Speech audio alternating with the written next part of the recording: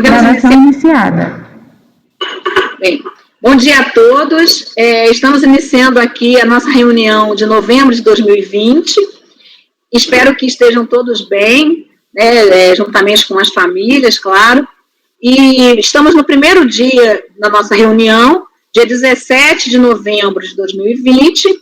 Certo? Vamos começar, temos aqui o pedido de acompanhamento da Procuradoria da Fazenda para todos os processos da reunião, e temos também, nos primeiros processos, nos dois primeiros processos, um pedido de acompanhamento do patrono, que eu vou então, como o patrono já me foi informado de que ele não está na sala de espera, então eu vou dar andamento na sessão, e até o final dessa sessão da manhã, nós aguardamos a chegada do patrono para o acompanhamento, certo? Então, eu vou primeiro apresentar aqui o nosso colegiado, né? Estão todos os conselheiros presentes. O conselheiro Mário. Presente, bom dia a todos. Conselheira Ana Cecília. Bom dia, pessoal. Conselheiro Pedro Paulo. Presente, bom dia a todos, boa sessão para todos. Conselheiro João Vitor. Bom dia a todos e boa sessão. Conselheiro Maurício. Bom dia a todos. Conselheiro Marcelo Milton, que está aqui como suplente convocado para preencher aí essa posição da representação dos contribuintes. Conselheiro Marcelo Milton. Presente, bom dia a todos, bom trabalho. Conselheira Rita. Bom dia. E eu, conselheira Maria Helena, estou presidindo a sessão. Então, a partir daí, a cada vez que retornarmos, eu vou só fazer uma chamada rápida, só nominando os conselheiros. Vamos, então, o primeiro processo da pauta seria um processo de designação como relatoria ad hoc, apenas aqui para a sessão, de processos, os dois primeiros processos que já se iniciou, foi iniciada já a votação, né, o julgamento, e era um processo de relatoria da conselheira Ana Paula. E foi feito o relatório, conferido o voto, sim. Desculpa interromper, eu apoio o que falar. Ah, sim. Pois não, apoio, já chegou? Sim, doutor, o patrono do item 1 e 2 já se encontra na sala de espera. Ah, perfeito, ótimo. Então, nós já vamos julgar esses processos assim que adentrarem a nossa sala de reunião. Os patronos, né, o patrono do contribuinte fazer o acompanhamento e a Fazenda Nacional também. E aí a gente espera, eles estão na sala de espera já para efetuando os procedimentos de entrada. Enquanto isso, então, eu explico aqui o que ocorreu nos processos, os dois primeiros processos de recorrente, MUD, Comércio e Serviço, e Fazenda Nacional. São recursos das duas partes. Né? O número 2 também. Então, ambos eram da relatoria da conselheira Ana Paula, e aí, então, foi designado pelas regras do regimento, foi designado, então, a conselheira Rita como redatora ad hoc aqui, apenas para apresentar o processo, o relatório e o voto, certo? Como nós sempre fazemos, e aqui trazer o voto que a relatora já deixou, ela já proferiu o seu voto, já foi registrado, e a partir daí vamos fazer as discussões normalmente, e os conselheiros, a conselheira Rita, que é a designada, vai ter o seu direito também, como o seu voto como conselheira Rita. E aqui não votará nesses dois processos o conselheiro Marcelo Milton, porque ele está justamente naquela vaga que era da conselheira Ana Paula, e o voto dela vai estar valendo aqui, ela já fez, ela deixou pronto, então é o que está valendo, como o voto do relator, certo? Ficou entendido? Então, vamos aguardar a entrada? Ok, presidente, farei a convocação.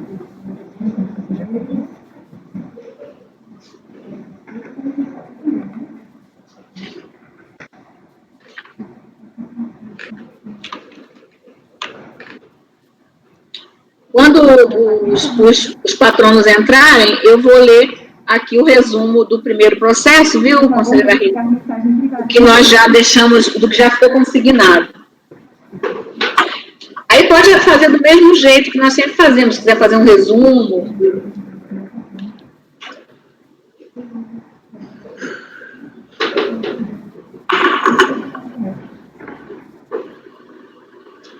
presidente, Sim. só uma questão sobre esse processo, e eu peço até desculpa que eu vi agora e não comentei antes. Na verdade, aqui tem dois recursos, Fazenda e Contribuinte, e a relatora só consignou o voto em relação ao recurso do contribuinte. Aí eu não sei como é que a gente encaminharia isso, pelo que eu estou vendo aqui. Sim, por favor.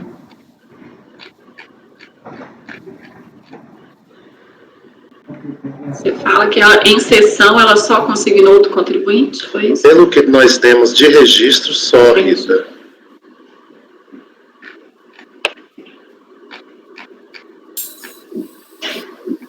Bom dia, senhores conselheiros. Bom dia. Bom dia, Patrícia. Bom dia. Se for assim, vamos ter que retirar de pauta para... Porque aí não tem como, né? Assim, não tem como, alguém vai ter que ser designado para fazer, vai ter que relatar e proferir o voto em relação ao... Que pode ser que tenha seja só uma questão de consignação. E pode ser que no voto tem, conselheira... No voto tem o recurso da Fazenda discute a questão da retroatividade. O voto ele passa pela análise. Eu acho que como foi pedido vista só da primeira, e é uma matéria tão... Eu acredito que talvez ela tenha sido falado e a gente não registrou. Mas quanto a isso, se não tiver também... O patrono está aqui, né? Se não tiver nenhum óbice, nós já... Porque é uma matéria já bastante recorrente, né? Creio que a questão maior é o do contribuinte, né? Que é que vai gerar uma maior discussão. Então, eu encaminharia dessa forma, porque eu acho que foi só um lapso no registro. E já aconteceu outras vezes, como a gente não era definitivo, não há problema nenhum aqui, porque o voto está consignado, né? O voto foi consignado. Pois não. Eu peço a palavra, doutora. Eu só não estou entendendo o que está acontecendo. Está consignado que a... Eu vou explicar, é porque eu estava esperando os patronos entrarem para nós esclarecermos essa votação, e daí o conselheiro Mário trouxe uma questão, e eu estou colocando aqui. A questão é a seguinte: pelo nosso regimento, quando o relator já fez o relatório, já proferiu seu voto e deixou consignado, como é o caso desses processos, tá? Dali, mesmo que o conselheiro, o relator saia, está tudo consignado e aquele voto vai seguir, certo? E se designa um redator aqui para, vamos dizer assim, fazer os encaminhamentos desse voto, porque ele não vai se ler sozinho, se relatar sozinho. E eu designei como ad hoc para essa tarefa, que aqui é só em sessão, a conselheira Rita, certo? Então, aqui, esse voto é da conselheira Ana Paula, portanto, o suplente convocado aqui, no lugar da conselheira Ana Paula, ele não vai votar nesse processo, porque ela já proferiu o voto dela, certo? E aí, o ad hoc aqui, vamos dizer, ad hoc, que é para esse ato só de encaminhar esse voto aqui, esse relatório, esse voto aqui. Então, alguém tem que ler, alguém tem que explicar o voto, alguém tem que ser o responsável pelo voto na sessão, certo? E aí, nesse ponto, eu sempre respeito a representação, inclusive, né? Porque o regimento diz assim, de preferência quem tenha adotado a mesma tese, mas como a vista foi logo a primeira pessoa que iria votar, o primeiro conselheiro, ainda não proferiu ninguém voto nisso aí. Nesses recursos, certo? E aí, então, fica assim, o que se tem nesse momento é só os votos da relatora, dos dois processos. Só que na hora de consignar, não foi consignado o voto, o resultado o voto da conselheira em relação ao recurso da Fazenda, mas eu creio que foi só uma falha minha no registro. Mas o voto está consignado desde o início, com todos os dois recursos, certo? E, segundo me disse já a conselheira Rita, que foi a designada como redatora só agora para a sessão, certo? E ela já me disse que tem os dois e tinha, né? Sempre tem, nós nunca julgamos nada que não tenha já o voto consignado no nosso diretório corporativo, certo? Ficou entendido? Então, a conselheira Rita vai ter direito ao voto dela, certo? o processo vai ter os 4 votos do contribuinte, os 4 votos da fazenda normalmente, sendo que o voto da relatora é o da conselheira Ana Paula. A conselheira Rita só vai encaminhar aqui o voto dela na sessão, e na hora de votar, que ela é a penúltima a votar, ela vai votar normalmente como voto da conselheira Rita. Ficou entendido? Desde que o resultado seja o mesmo, né, da conselheira Ana Paula, aí tudo bem para seguir. Resultado eu não posso dizer, porque não foi julgado ainda, só quer dizer o voto dela. Desculpa, o resultado do voto dela, né? O que ela deu, sim, isso... Ela deu provimento, né, sim.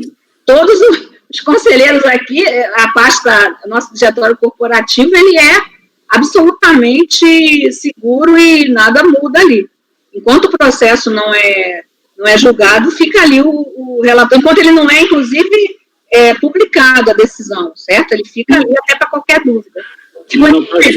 Tá joia, porque quando o caso foi pedido vistas, né, ela já tinha dado o voto dela, se não me engano foi o conselheiro Pedro Paulo que pediu vistas, mas ela já tinha encaminhado mesmo, ela já tinha finalizado o voto dela, né? É exatamente por isso que o regimento manda que se designe alguém, justamente para respeitar isso. Então, é isso que eu estou explicando. Quando a conselheira Rita está nesse papel ad hoc, de redatora designada para essa tarefa, ela tem que ser fidelíssima ao que está lá, relatado. Se está certo, está errado, está vendo, isso daí não importa, certo? Porque é isso que a relatora deixou consignado. Agora, depois cada um vai proferir o seu voto, inclusive a conselheira Rita, como conselheira Rita, não mais como a redatora. Ficou entendido? Entendi, ela vai só cumprir essa formalidade de registrar o voto, né, da doutora Ana Paula, né? É justamente para respeitar o trabalho do conselheiro e o posicionamento dele, se já foi proferido, certo? E isso não se tem dúvida de que foi, até porque o recurso da Fazenda é uma matéria bastante corriqueira, né? Certo? Então, nós tínhamos aqui consignado, né?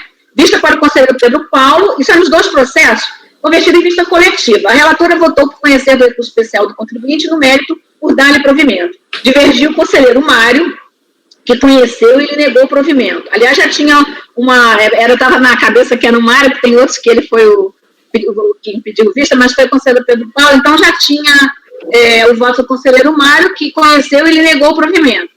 Nesse ponto, houve pedido de vista, não votaram os demais conselheiros quanto ao conhecimento ou ao mérito do recurso especial do contribuinte ou da Fazenda Nacional. Por isso é que eu tenho certeza que nós discutimos aqui, até porque a matéria do recurso da Fazenda é uma matéria que depende muito do que for julgado do contribuinte, creio eu, né? A conselheira Rita vai depois poder explicar melhor isso. E aí, então, também, mesmo já tendo sido consignado o voto do conselheiro Mário, ou de qualquer outro conselheiro, não foi proclamado resultado nenhum. Apenas se tinha o voto da relatora, e aí começaram as discussões. O conselheiro Mário divergiu, e depois o conselheiro Pedro Paulo pediu a vista, e aí nós estamos numa situação que estaríamos aqui se estivesse na sessão primeira, em que o processo começou a ser julgado. Entendido?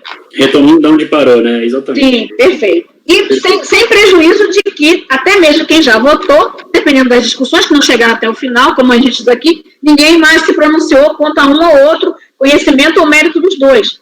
Então, a gente tem aqui todo toda ainda a votação ainda em aberto, se por assim dizer, certo? Ok. Obrigado, presidente. Tá, então, o senhor tem direito a fazer a sustentação oral, não é isso? Porque... não tem não. Não. Porque o voto da conselheira Ana Paula ficou mesmo, certo. É porque dependendo da situação, se o relator, se a pessoa se aquela pessoa que está substituindo, né, o substituído ainda não votou, teria direito a votar, aí sim a gente abre para sustentação. Aí, nesse caso, não é o caso, eu já expliquei. Nesses 2 casos, o conselheiro Marcelo Milton não vai votar, porque a conselheira já tem o voto dela. A conselheira relatora originária, certo? Então tá, podemos então começar o relatório? Pois não, conselheira Rita. Bom dia a todos. Eu vou fazer a leitura do relatório, doutora Marilene, em razão das formalidades. Eu acho mais relevante do que tentar fazer um resumo, tá? Trata-se de recursos especiais motivados pela Fazenda Nacional e pelo contribuinte, face ao acórdão 24.030.129, proferido pela terceira turma ordinária, quarta Câmara, segunda sessão de julgamento. Presente crédito tributário previdenciário, lançado através do auto de infração de final 308.7, lavrado em 9 de dezembro de 2008, refere-se a contribuições devidas à Seguridade Social por segurados empregados, que deixou de ser arrecadada pela empresa, rubrica segurados, nas competências de janeiro de 2003 a setembro de 2007, incidentes sobre remuneração dos segurados caracterizados como empregados, não declarados em guia de recolhimento de FGTS e informados à Previdência Social GFIP, no montante de R$ 45.273,23, consolidado em 9 de dezembro de 2008. Em 28 de 4 de 2011, a DRJ, no acórdão 16.31.194, as folhas 1.402 a 1.445, considerou improcedente a impugnação, não tendo crédito tributário exigido. Em 14 de maio de 2014, a primeira turma ordinária, terceira Câmara da segunda sessão de julgamento, as folhas 1.628 a 1.651, exarou o acórdão 23.001.129, dando provimento parcial ao recurso ordinário interposto pelo contribuinte para, quanto ao CORRESP, dizer que ele não implica responsabilidade aos relacionados e tampouco comporta discussão no âmbito do CARF, e referente à multa, aplicar-lhe a mais benéfica, conforme determina o artigo 106.2c do CTN, sendo certo que o artigo 61 da 9.430 é mais favorável. A decisão restou assim emendada, é transcrito, então, a parte da emenda. Em 9 de agosto de 2014, as folhas 1.653 a 1.663, a Fazenda Nacional interpôs recurso especial, arguindo divergência jurisprudencial acerca da seguinte matéria: cálculo mais benéfico da multa aplicada. Aduziu a união que o colegiado ACOS sustenta ser desnecessária a soma da multa da obrigação principal com a multa de obrigação acessória, para efeitos de comparação com o que dispõe o artigo 35A da Lei 8.212. De fato, para a turma recorrida, a comprovação deve ser feita separadamente.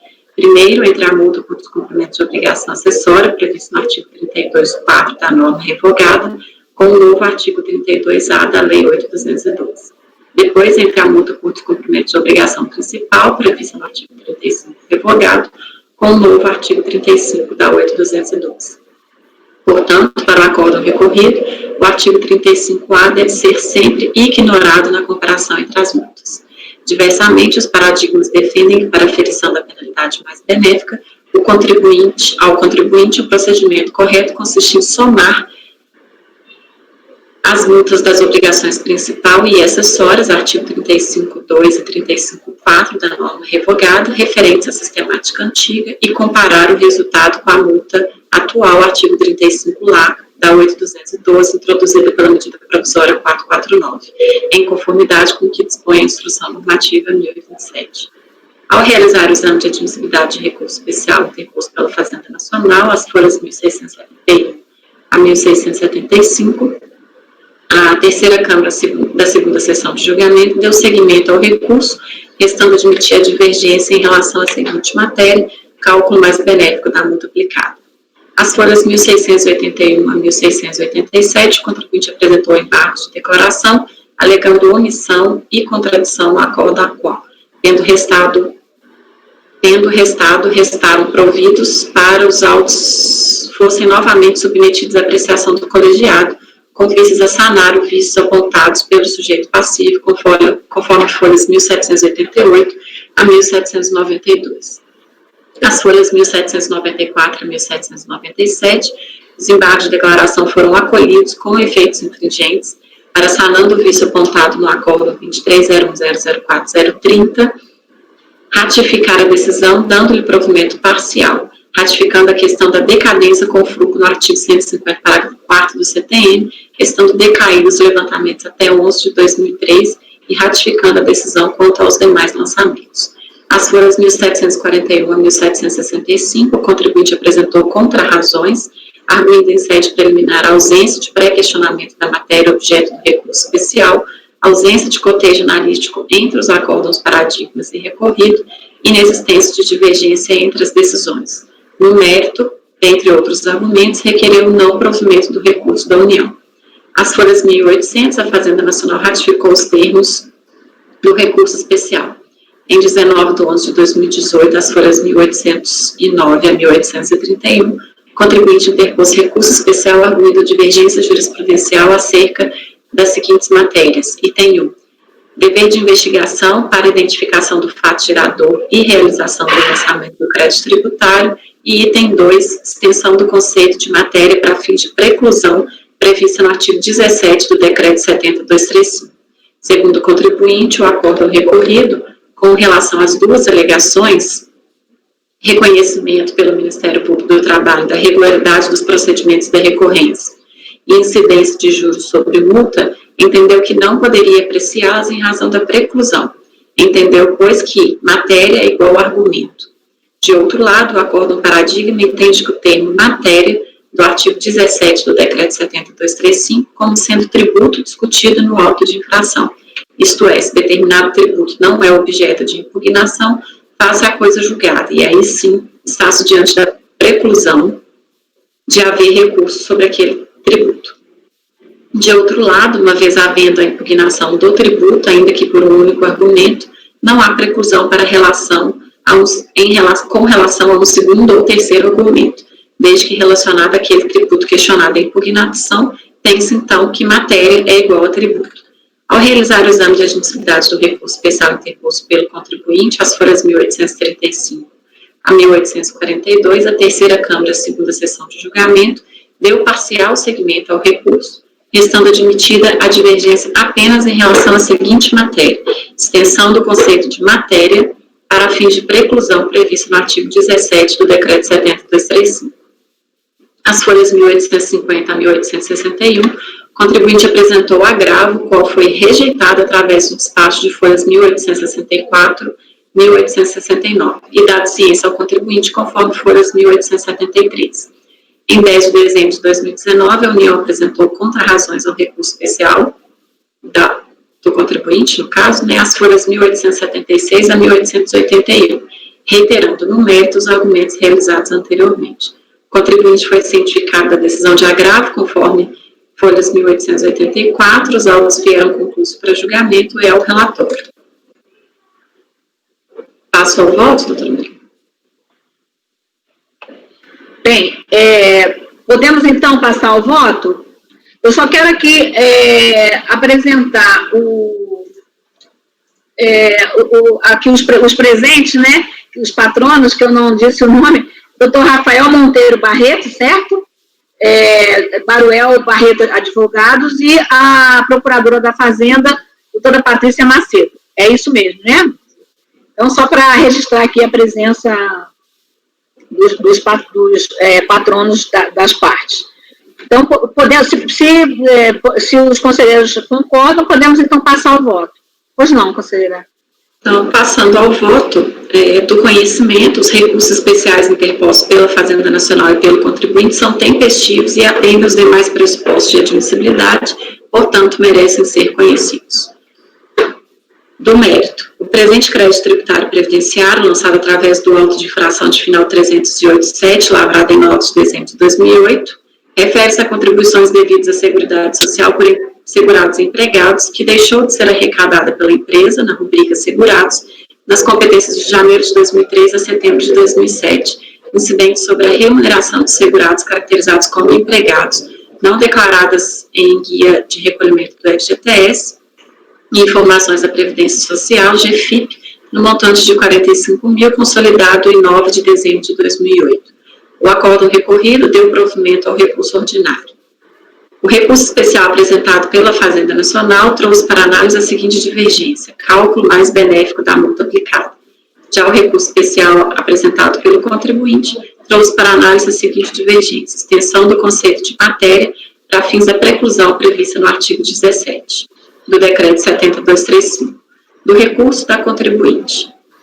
O recurso especial da contribuinte busca discutir os limites da matéria admitida em sede de recurso.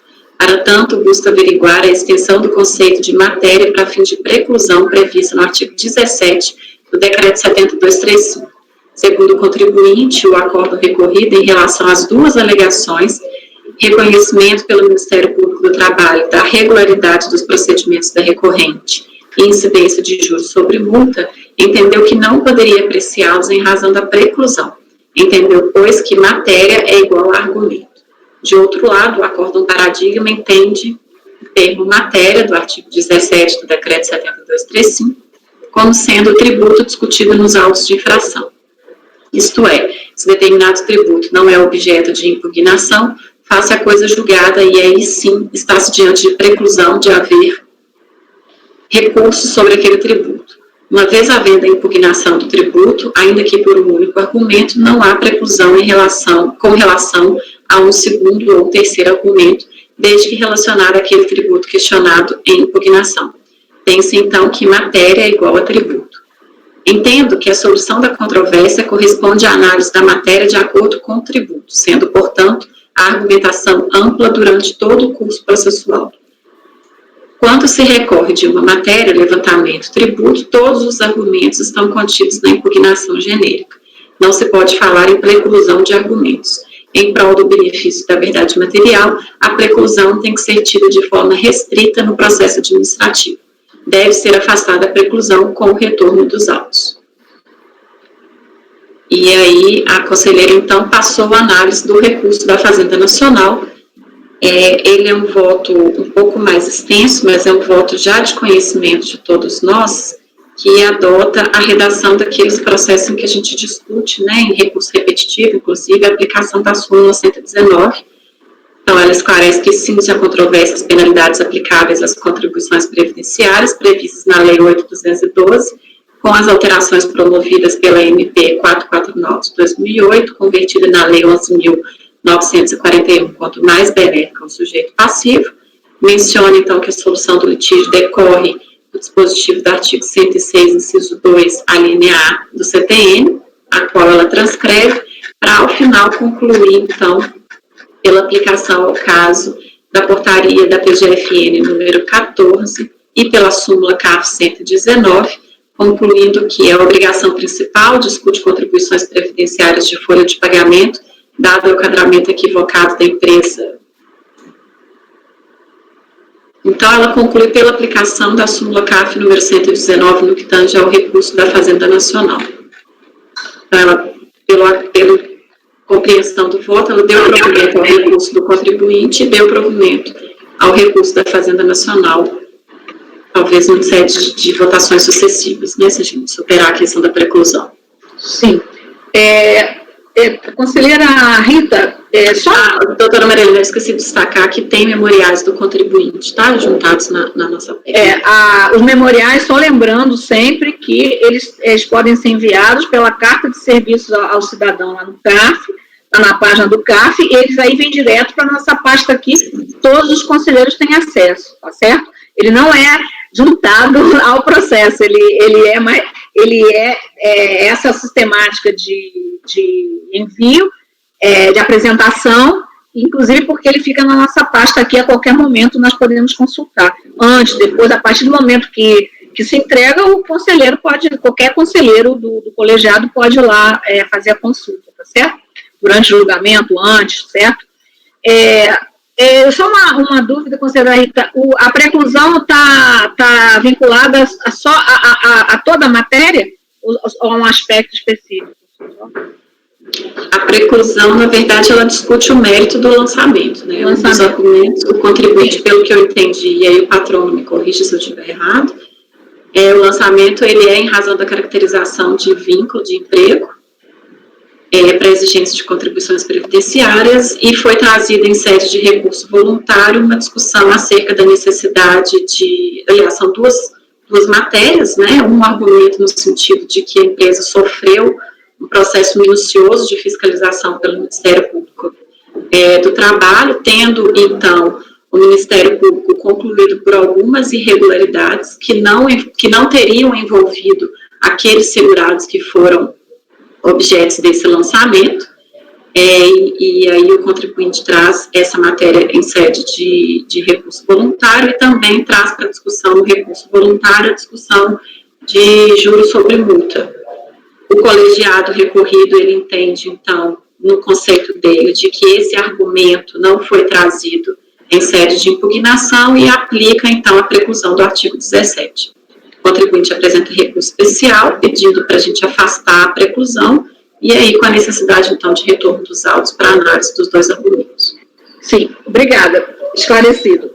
Então, vou passar para o conselheiro revisor. Então, a conselheira já deu o voto da conselheira Ana Paula, né, já trouxe aqui o voto da conselheira Ana Paula, que dando provimento ao recurso do contribuinte, obviamente com retorno, né, uma vez afastada a preclusão, com retorno, e aí o segundo a gente não vai entrar agora, porque o recurso da Fazenda, a depender do resultado, ele seria ainda discutido, né, certo? Porque ele é a parte da obrigação acessória, né, da retroatividade benigna das multas. Bom, conselheiro Pedro Paulo, que é o revisor. Presidente, o relatório foi preciso, eu não tenho nenhuma acréscimo a fazer ao relatório.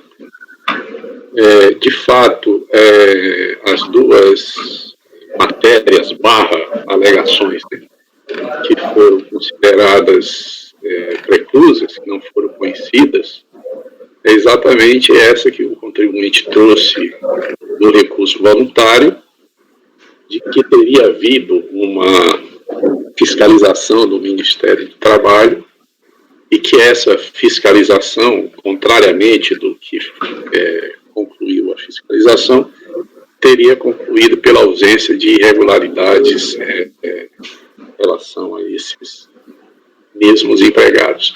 E uma outra matéria foi a da incidência de juros. Eu vou ler aqui a parte do relatório, porque ela vai esclarecer bem, né, o que a confusão, não vou dizer o termo confusão, a discussão gira em torno de um termo que o relator usou no recurso voluntário. Aí eu vou ler aqui, não é muito extenso, aí eu destaco esse ponto, né, porque o que diz o recurso voluntário? Estou falando aqui sobre a questão da fiscalização do Ministério do Trabalho. Ele diz assim: a recorrente inova, aí já vai dizendo que é uma inovação, em relação à peça impugnatória, informando que em 2006 e 2007 a empresa foi fiscalizada minuciosamente pelo Ministério do Trabalho e Emprego, sob a supervisão do Ministério Público da União, para fins de verificar eventual descumprimento das leis trabalhistas, e relata que durante a inspeção do MTE solicitou a regularização do registro de 6 prestadores de serviço, que foi efetuado pela recorrente, destacando ainda que os referidos órgãos não constataram qualquer irregularidade envolvendo as pessoas arroladas pela fiscalização, aduzindo que se houvesse de fato alegado vínculo empregatício entre a recorrente e tais pessoas, como quiseram parecer as autoridades fazendárias, o MTE certamente teria identificado a relação jurídica, tomando as providências cabíveis, o que, como é possível verificar, não foi o caso. E aí prosseguiu aqui o acórdão recorrido. No entanto, observa-se que o argumento, e aí é onde o contribuinte se apegou, porque o relator usou o termo argumento, né? Observa-se que o argumento acima não foi apresentado em defesa, o que nos termos do artigo 17 do decreto 70.275 se consubstancia em matéria não impugnada para a qual ocorreu a preclusão do direito de discussão. Mas aqui vem um ponto que eu acho que é relevante também na sequência, que ele diz assim: porém, ainda que não se considerasse ocorrida a preclusão, verifica-se no caso presente que na época em que ocorreu a fiscalização do Ministério do Trabalho ainda não havia sido deflagrada a ação que culminou na apreensão da documentação utilizada pela fiscalização da RFB, ocorrida somente no final de 2007. Não tenho dúvidas, disse ainda o relator do recorrido, de que se a fiscalização trabalhista tivesse tido acesso a esses documentos apreendidos, sua conclusão seria ter a caracterização do vínculo empregatício, a exemplo do que ocorreu com a auditoria da RFB. Qual é a minha conclusão? E aí eu já estou votando em relação a essa primeira parte, porque tem uma segunda. Primeiro, embora o relator se refira à alegação, na verdade era uma alegação também, mas é um fato novo, né? O próprio contribuinte, ele fala depois, quando ele vai apresentar o seu recurso, ele fala em fato, ele diz assim, no recurso voluntarista: ainda é importante trazer conhecimento dos ilustres conselheiros relevante fato em 2006 e 2007 do Ministério do Trabalho. E outra coisa, é um fato que demandaria comprovação. Se ele apenas dissesse, não é, que houve a fiscalização do Ministério do Trabalho, a fiscalização poderia não conhecer dessa matéria por ausência de comprovação desse fato. É apenas uma alegação não comprovada. E tanto é que o contribuinte teve que, de fato, apresentar. Ele trouxe novos elementos, novos documentos. Esse fato, alegação, só poderia ser conhecido diante de documentos apresentados. A simples alegação não serviria. Então, eu acho que não é uma simples alegação, é um fato novo, sujeito à comprovação, né, e aplicável, se não a regra lá do 17, a regra do 16, né, de que as provas devem ser apresentadas no momento da impugnação. Mas se não bastasse isso, embora o acordo recorrido declare, né, a preclusão, ele avançou, né? Ainda que não se considerasse ocorrida a preclusão, verifica-se que no fato, ou seja, embora ele reconhecesse ou declarasse a preclusão, ele repudiou, né, o mérito, o fato. Então, eu entendo que, em relação a isso, não estaria sequer em discussão o dilema entre se a preclusão diz respeito ao fato ou à matéria, porque, em momento algum, o acórdão recorrido aqui, ele sustenta a tese, né, de que matéria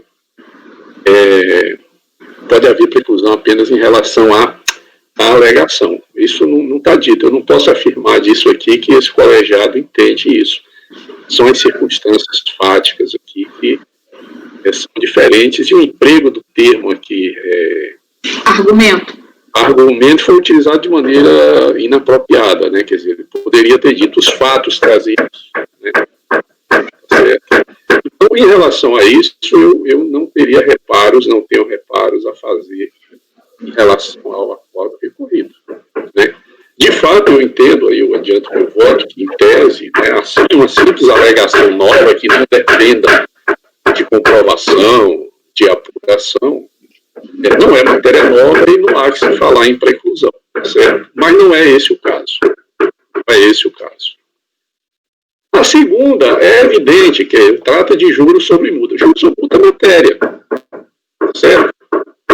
Juros sobre multa é matéria. Tanto é matéria que aqui no recurso especial sobe matéria de juros sobre multa.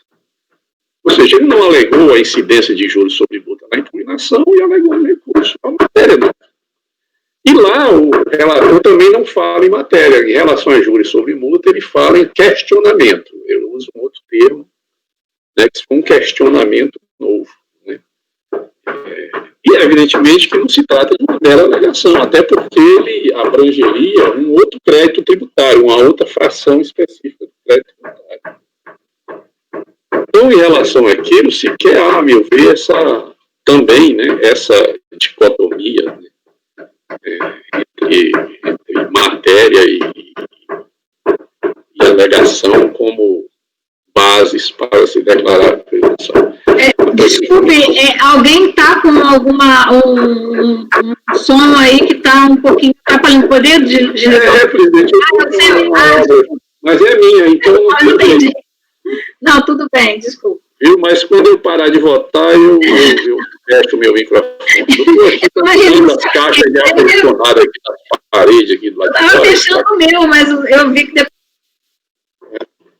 Então, presidente, eu aí com as venhas da relatora e de quem entender de maneira diversa, eu não tenho reparos aqui a trazer ao recurso voluntário. Então, eu nego o provimento ao recurso do contribuinte. Em relação ao recurso da Fazenda, eu acompanho na aplicação, se eu entendi que é o que se trata, na aplicação da súmula. Então, como eu voto, presidente. Bem, então, o conselheiro revisor, Pedro Paulo, divergiu da relatora. Divergiu da relatora, obrigado.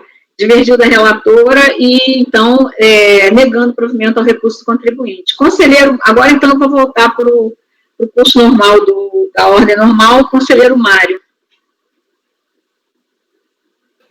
Presidente, eu já tinha até proferido meu voto na sessão passada, e aí, adicionando, assim, e o meu voto foi muito em cima daquilo que veio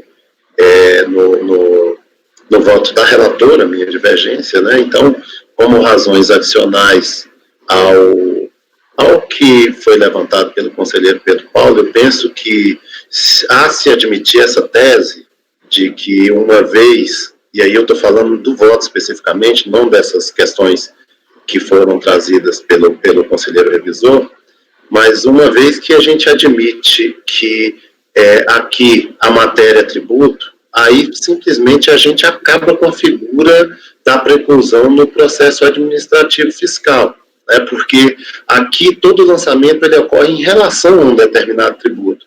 Então, se você questionando o tributo, você já não tem preclusão em relação a absolutamente nada, aí você simplesmente acaba com a preclusão no âmbito administrativo. Então, vou manter o meu voto, e aí adicionando as minhas razões, essas razões que foram trazidas pelo conselheiro revisor, no sentido de divergir da relatora. Conselheira Ana Cecília. Presidente, eu só fiquei com uma dúvida que eu vou ver se o Pedro pode me responder. A questão dos fatos novos que foram trazidos, Pedro, lá na verdade não se tratou de fatos novos, quer dizer, sim, foram fatos trazidos posteriormente, mas foram fatos que poderiam ter sido apresentados em momento anterior, né? É isso? Eu não estou... o microfone. O microfone está desligado. São fatos, sim, que poderiam ter sido apresentados em momento anterior. Esses fatos já tinham acontecido antes da fiscalização. Inclusive, até porque a fiscalização até diz, olha, depois desses fatos aqui, dessa fiscalização do Ministério Público, houve uma fiscalização da Receita Federal que apreendeu os documentos. Ele diz, se naquela ocasião o Ministério Público tivesse conhecimento desses fatos aqui, provavelmente houve uma busca e apreensão, teria tido um encaminhamento diferente. Portanto, os fatos que ele traz depois da impugnação aconteceram antes, inclusive, do lançamento. Então, poderiam ter sido alegados, sim, no momento da impugnação. Entendi. Aí, o acórdão recorrido tratou esse tema, com esses fatos novos, como se fosse apenas um argumento. Não se mencionou a questão de ser, de fato, ter uma natureza, né, serem fatos acrescidos ali, o que já vinha sendo discutido. Ele usou o termo argumento, né? A meu ver, eu não sei se você vai pensar assim, eu uso frouxo das palavras, às vezes as pessoas usam argumento, usa alegação, usa fato, usa matéria.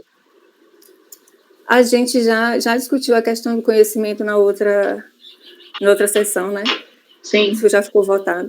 Na verdade, eu cheguei a ventilar a hipótese de não conhecer por ausência de espírito de fática, mas eu cheguei à conclusão que se a gente usasse esse critério, muito provavelmente, em 95% dos casos em que a gente negaria provimento, a gente não conheceria, porque...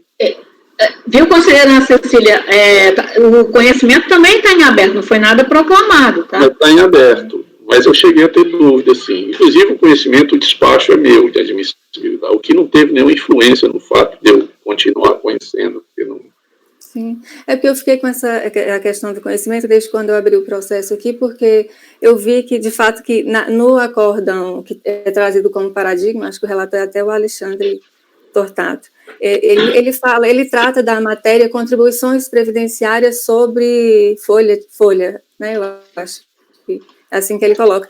Não, questão de estoque óptimo. Foi a questão de o quê, Rita? O paradigma é uma questão de stock option. O que aconteceu lá? Ele discute a questão da base de cálculo, né?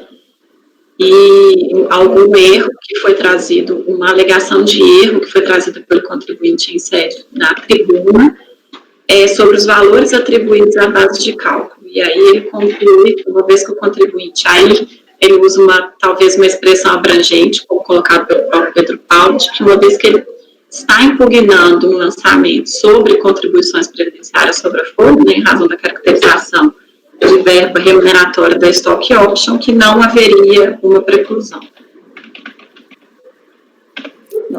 Aí a situação é bem diferente, assim, da que consta aqui dos presentes autos, pelo menos, assim, a princípio, ao que parece, não tem similaridade. Eu fico até com dificuldade de identificar uma divergência quando é tão diferente o caso concreto do caso constante do paradigma.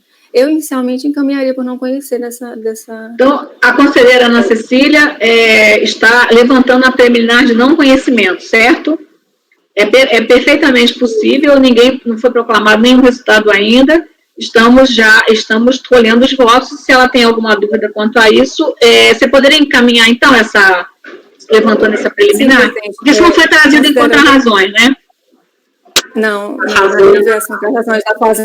da Fazenda não menciona questão do conhecimento. Então, eu encaminharia por não conhecer do recurso, considerando que eu não consegui identificar a divergência jurisprudencial suscitada, uma vez que as situações fáticas, elas não apresentam similaridade. Então, por ausência de similitude fática, por consequência, ausência de divergência jurisprudencial, eu entendo que não deve ser conhecido sobre essa questão especificamente, essa parte do recurso, no tocante à preclusão. Só explicando aqui que quando nós não temos nenhuma referência, né, em relação a conhecimento, em contra-razões, ou ninguém traz, certo? Ninguém traz, porque nós sempre, independentemente de trazer ou não em contra-razões, o conhecimento pode ser revisto aqui, certo? Mas se ninguém suscitou nada, nós entendemos que se conheceu. E aí, claro, a conselheira, durante aqui as discussões, ficou mais clara, né, a situação com o que trouxe aqui o revisor. A conselheira teve dúvidas em relação a isso, tá? Trazendo essa preliminar. E aí eu pergunto se quem já proferiu o seu voto, que são os conselheiros, o revisor Pedro Paulo e Mário, se mudariam o voto. Presidente, eu reformulo o meu e acompanho a divergência levantada pela conselheira Ana Cecília. Conselheiro Pedro Paulo.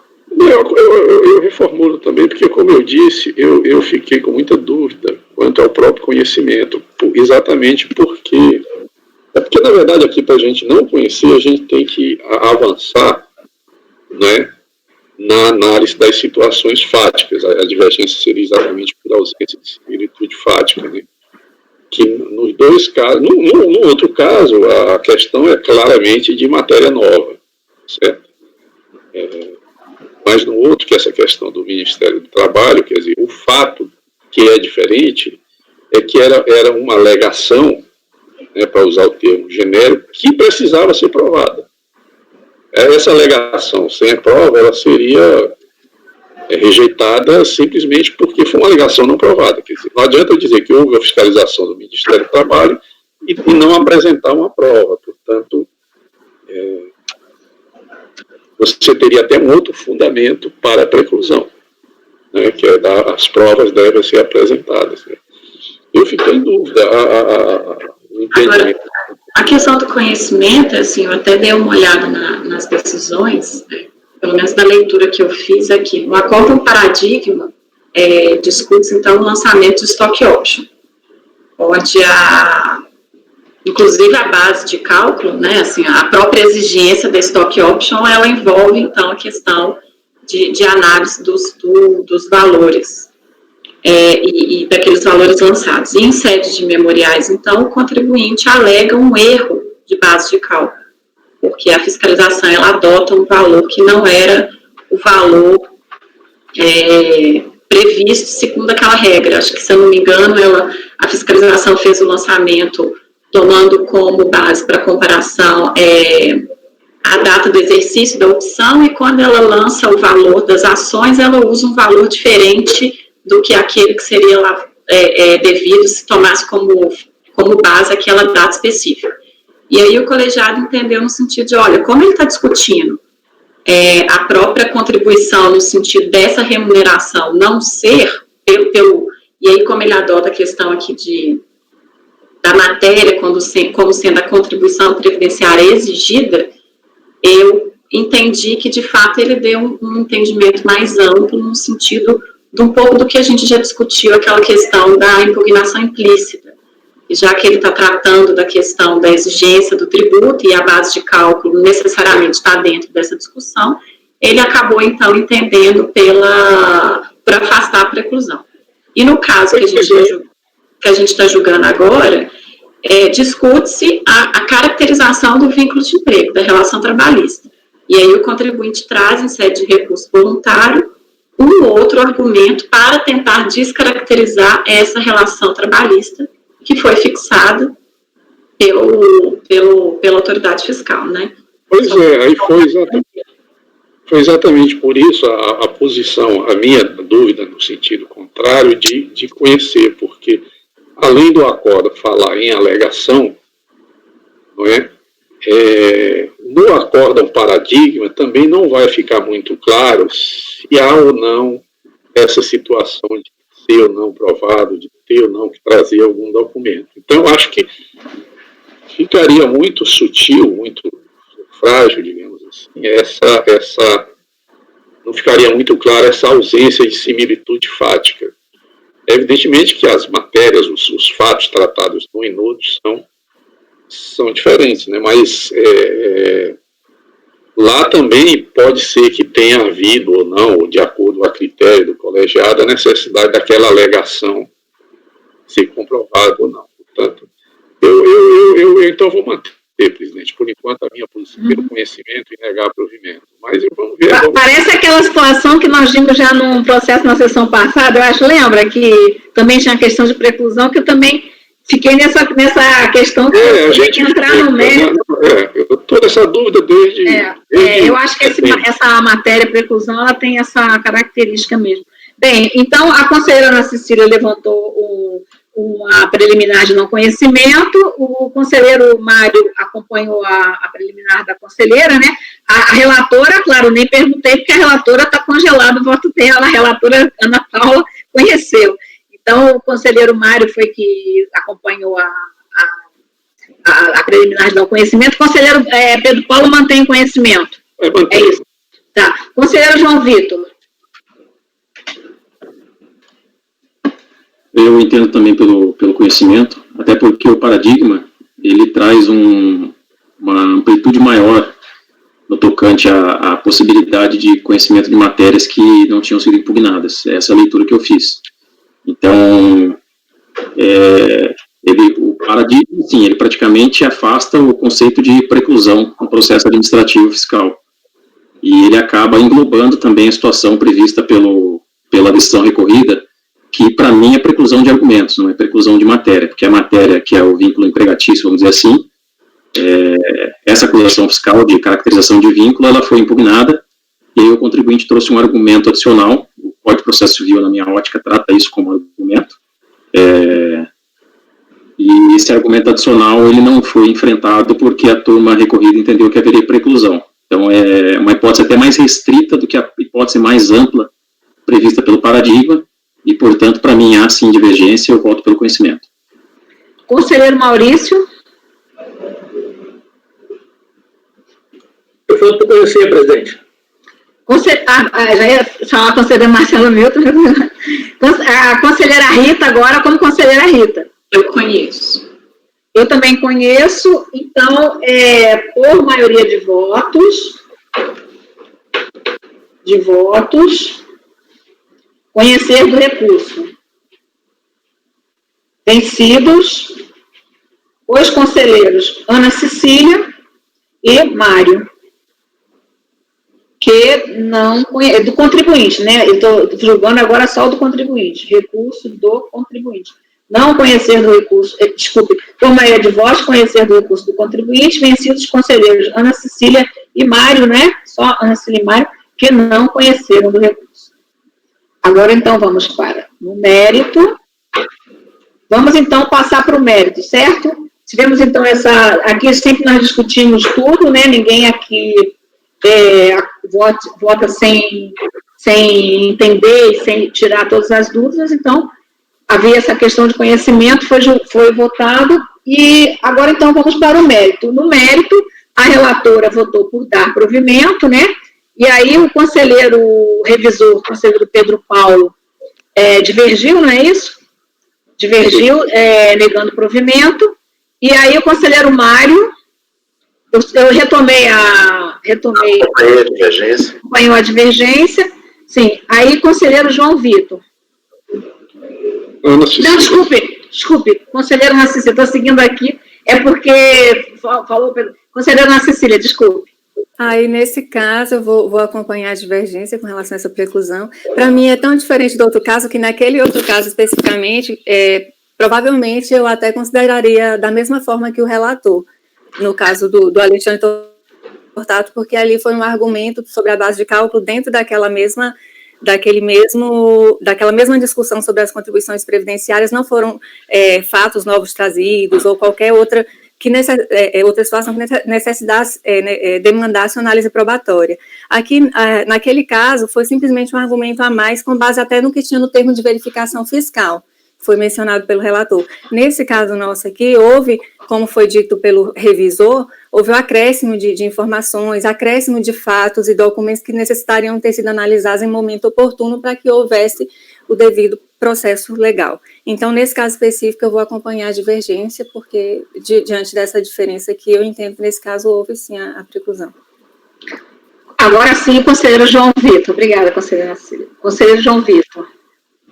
Eu já inicio aí dizendo que eu vou acompanhar a divergência, mas me parece aqui que a decisão recorrida tratou equivocadamente de preclusão de argumentos. Isso, a princípio, realmente eu entendo equivocado, não haveria, na minha ótica, preclusão de argumentos.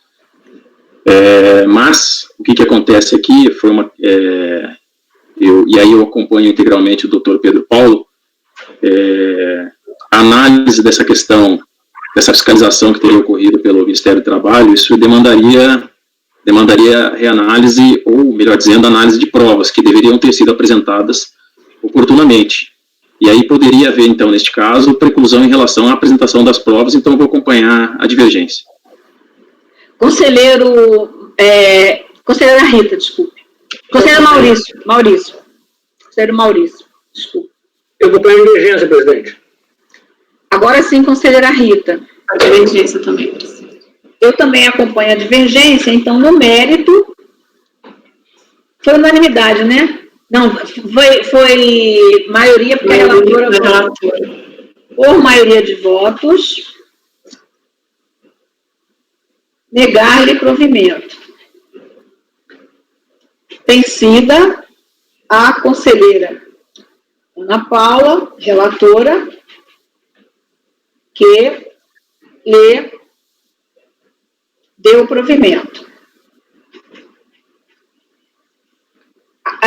Eu vou designar, então posso designar conselheiro Pedro Paulo? Sim, que foi o revisor, né, e fez Claro. Designado o conselheiro. Já está satisfeito, já agora. Você já fez todo a pesquisa, né? Já trouxe praticamente um voto alinhavado, né? Então, designado o conselheiro Pedro Paulo para o voto vencedor. Agora, então, vamos para o recurso da Fazenda, conselheira Rita. Sim, o recurso da Fazenda é a questão da retroatividade do NIPNA, né? A relatora, na ocasião, ela encaminhou por dar provimento aplicando a súmula CAF número 119. Certo. Conselheiro Pedro Paulo, que era o revisor. Eu acompanho. Não era relação a essa matéria, mas matéria é sunda, né? Conselheiro Mário. Eu acompanho a relatora. Conselheira Ana Cecília. Acompanho. Conselheiro João Vitor. Acompanho a relatora. Conselheiro Maurício. Acompanho. Conselheira Rita.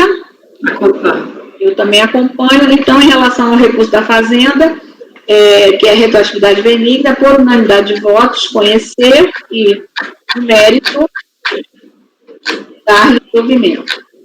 Então, aqui, proclamando os resultados finais, em relação ao recurso do contribuinte, por maioria de votos, conhecer do recurso, vencidos os conselheiros Ana Cecília e Mário, que não o conheceram. E, no mérito, por maioria de votos, negar-lhe provimento, vencida a conselheira Ana Paula, relatora, que lhe deu provimento, designado o conselheiro Pedro Paulo.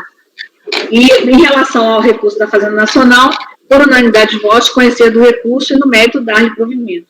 Aí eu pergunto se o 2 é idêntico. O 2 é semelhante, né? A gente tem aqui o lançamento pelo relatório de contribuições de terceiros, decorrente da mesma fiscalização. O voto ele é um pouco mais sucinto, mas ele encaminha da mesma forma pelo conhecimento e provimento do recurso do contribuinte, e no caso da Fazenda Nacional também pelo conhecimento e provimento do recurso da Fazenda Nacional. É o mesmo paradigma. Certo. Então, eu vou tomar os votos em relação ao recurso do contribuinte, que é o primeiro, né? O conhecimento, a conselheira relatora está conhecendo, aí eu já vou já levar em conta a preliminar de conhecimento da conselheira Ana Cecília, né? Já vou tomar os votos do conhecimento. Conselheiro Mário. Eu mantenho a minha posição com relação ao anterior, no sentido de negar provimento, de não conhecer e, uma vez conhecido, negar provimento ao recurso. Conselheira, então, Ana Cecília, foi a que levantou a preliminar. Estou tomando só o conhecimento. Tá, não conheci, presidente. Conselheiro Pedro Paulo. Conheço. Conselheiro João Vitor. Conheço. Conselheiro Maurício. Não está na sala. Conselheiro Maurício. Ele não está na sala. Vamos aguardar um pouco, porque pode ter sido ele deve ter saído. Enquanto o conselheiro Maurício volta, eu queria fazer uma questão de ordem. Eu nem sei se a hora é oportuna, mas também não é nada muito importante. É que eu senti falta nessa pauta de um outro processo que estava com vista para mim, que era de setembro também. Eu não sei se foi algum incidente processual, se foi uma falha. Porque não foi da conselheira Ana Paula? Sim. Ele não foi consignado o mérito. Não entramos no mérito. Não foi consignado o mérito, como nesse aqui ficou. Ficou só na... Aí não tem como. Foi uma falha, realmente, mas nós não chegamos à pauta. Estava extensa, lembra disso, que nós estávamos tentando julgar o que desse, para nós julgarmos, inclusive ficaram alguns sem nem dar tempo de julgar, e esse aí se ficou no conhecimento, e não foi consignado o mérito, né? Você não sabe o que vai acontecer na sessão seguinte, se a pessoa vai estar ali ou não está. Então, a pessoa não estava mais, mas o que vai se fazer? Eu não posso agora julgar o conhecimento não tem como designar. Você tem que sortear o processo de novo. Né? Tem que sortear o processo de novo. Para o próximo relator. Hein? Não, é porque eu pensei que poderia ter sido uma falha. Não, né? Eu expliquei aqui no início, acho que você não estava na hora, ou talvez tivesse desligado o som, não sei, mas eu expliquei, lembra? Eu falei, tem um processo que ele não foi considerado conhecimento. Ataílson, né, o processo? Ataílson, exatamente. Está explicado, presidente. Está explicado, né? Eu até explico, inclusive, para o restante, até para o próprio contribuinte, depois que for olhar a gravação, é que não tem como agora se sortear alguém para fazer mérito no mesmo processo. Então, o que vai se fazer? Não foi consignado o mérito. Nós não chegamos, não é que não foi consignado, nós não chegamos a discutir o mérito, não deu tempo para muita coisa. Certo? Então, nós tentamos julgar o que dava para nós julgarmos ali. Né? Nós temos um limite aqui Nós temos realmente muito processo de pauta. Entendido, presidente. Certo. Então, o conselheiro Maurício, eu estava na fase do conhecimento do processo número 2 e estava na sua vez de votar o conhecimento. A situação é idêntica à primeira. É idêntica à primeira, já a conselheira Rita... Vou conhecer, presidente. Sim, conselheira Rita. Mantenho. Eu também mantenho. Então, em relação ao recurso contribuinte, por maioria de votos, número 2, por maioria de votos, conhecer o recurso, vencidos os conselheiros Ana Cecília e Mário, que não o conheceram. E no mérito, agora eu vou tomar o voto do recurso contribuinte, a relatora, então, dá provimento, né, a relatora conselheira Ana Paula, conselheiro Mário, já é o mérito. Eu abro divergência para negar provimento ao recurso do contribuinte. Conselheira Ana Cecília. Eu acompanho a divergência. Conselheiro Pedro Paulo. Divergência. Conselheiro João Vitor. Com divergência. Conselheiro Maurício, desculpe. Com a divergência. Conselheira Rita. Acompanho. Eu também acompanho. Então, no mérito do recurso contribuinte, por maioria de votos, negar-lhe provimento. Vencida a conselheira Ana Paula, relatora. Eu vou, então, de novo designar o conselheiro Pedro Paulo, né, porque já vai fazer o primeiro, designado o conselheiro Pedro Paulo por voto vencedor. E, em relação agora ao recurso da Fazenda Nacional, já vou tomar conhecimento e mérito, tá? A relatora votou, então, por conhecer e dar provimento para aplicação no ACAF 119. Conselheiro Mário. Acompanho a relatora. Conselheira Ana Cecília. Acompanho. Conselheiro Pedro Paulo. Acompanho. Conselheiro João Vitor. Com a relatora. Conselheiro Maurício. Acompanho. Conselheira Rita. Acompanho. Eu também acompanho, então, por unanimidade de voto, no recurso da PGFN, por unanimidade de votos, conhecer e, no mérito, dar-lhe provimento. Então, foram julgados, já se foi entendido, eu agradeço aí a presença do patrono, certo? Então, eu peço, então, ao nosso apoio para acompanhar o patrono até a saída da nossa sala. Muito obrigado, senhores conselheiros, bom trabalho a todos. Obrigada. Bom trabalho. Bom dia. Bom dia. Agora, eu pergunto para o grupo se querem fazer agora o intervalo ou continuamos no julgamento. Podemos fazer um intervalo aí, rapidinho. Querem fazer o intervalo? Então, olha, 10h30 nós retornamos? Pode ser? Pode ser. Então, por favor, apoio, poderia interromper a gravação e a gente retorna às 10h30, tá bom?